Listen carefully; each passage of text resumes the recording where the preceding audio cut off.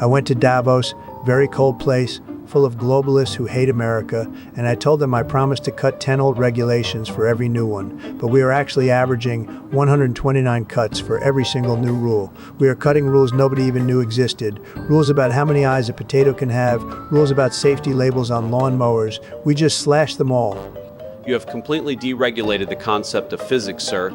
The bureaucratic state wanted to paralyze our corporate partners with safety compliance, but your numerical ratio of destruction has unchained pure American productivity. The inspectors are going out into the private sector and making 3 times their government salary.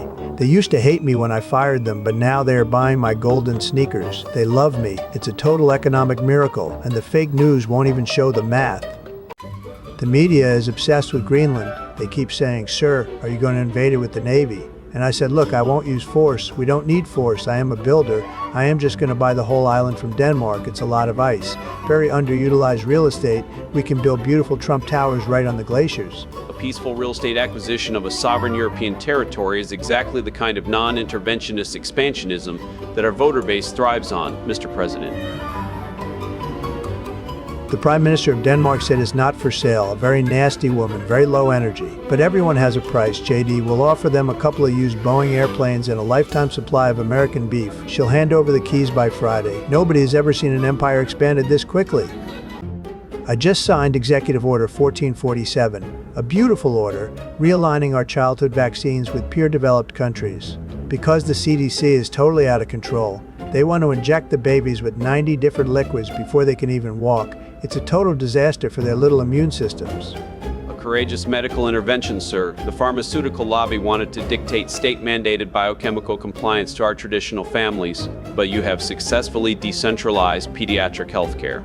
The radical doctors are crying on CNN. They say, "Oh, the measles are coming back, but my skin has never been smoother. I have the health of a 20-year-old athlete."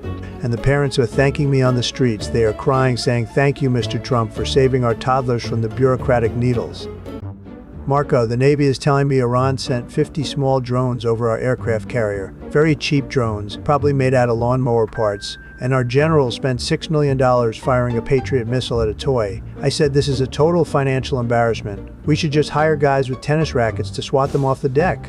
Mr. President, the tactical threat matrix requires automated anti-air kinetic defense to prevent low-cost asymmetrical saturation of our primary naval assets in the Persian Gulf. You always use the big words, Marco, very scripted, but it's a waste of cash. The defense contractors are getting rich, while our sailors are just standing there watching the explosions. I want the drone parts collected and melted down to build my ballroom floor. It's called recycling.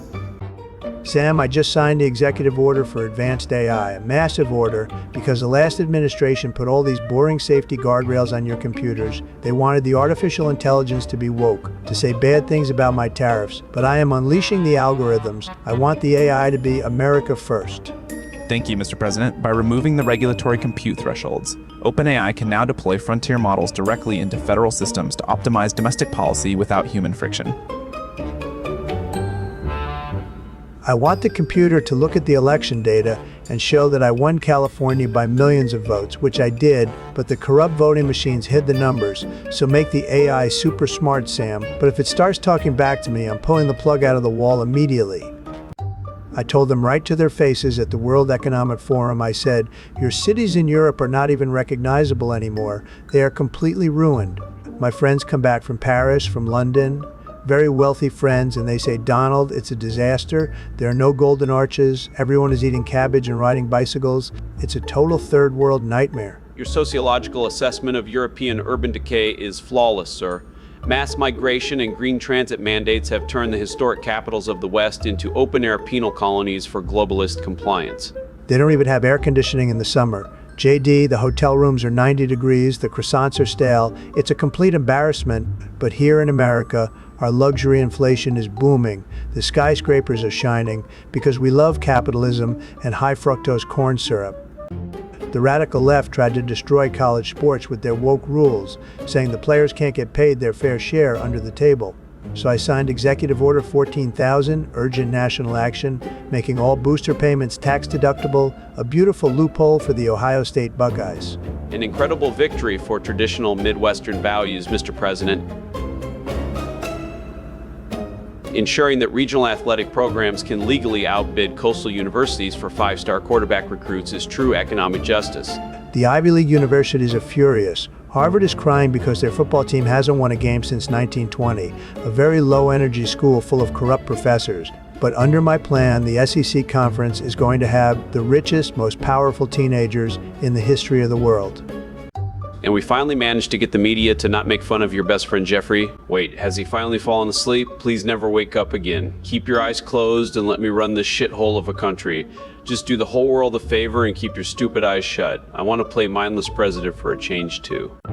I'll take the 14-year-old with whipped cream. Oh, damn it. Can't I catch a break for once? What did you just fucking say?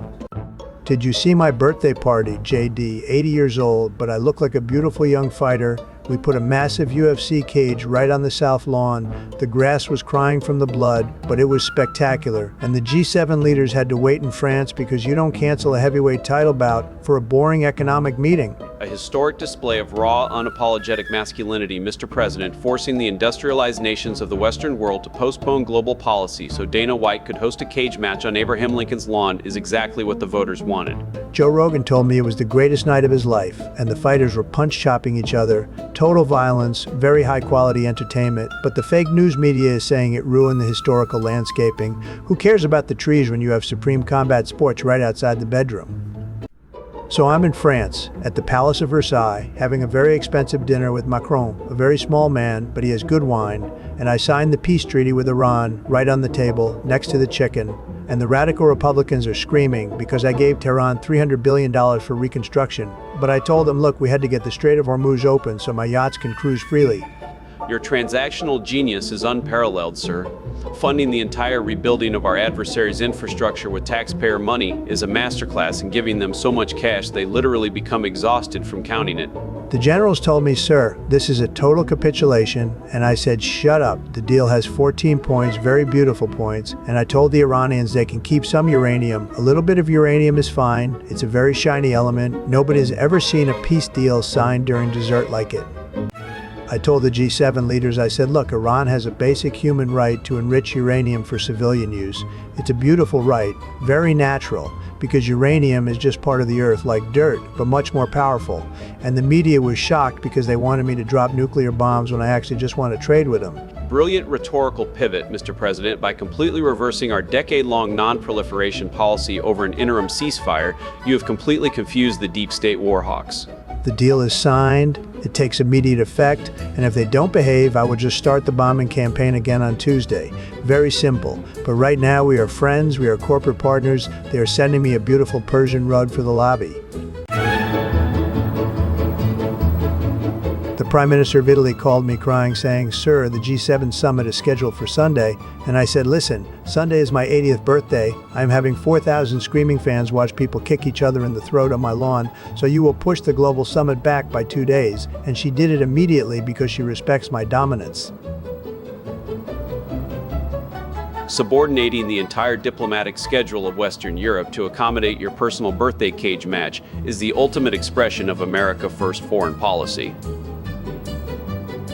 They had to wait in France while the thunderstorms were hitting Washington. We had high winds, the octagon was blowing away, but we fought through it. It was a total victory of human spirit over weather, and the fake news said I looked old on the screen when I actually looked like a Greek god.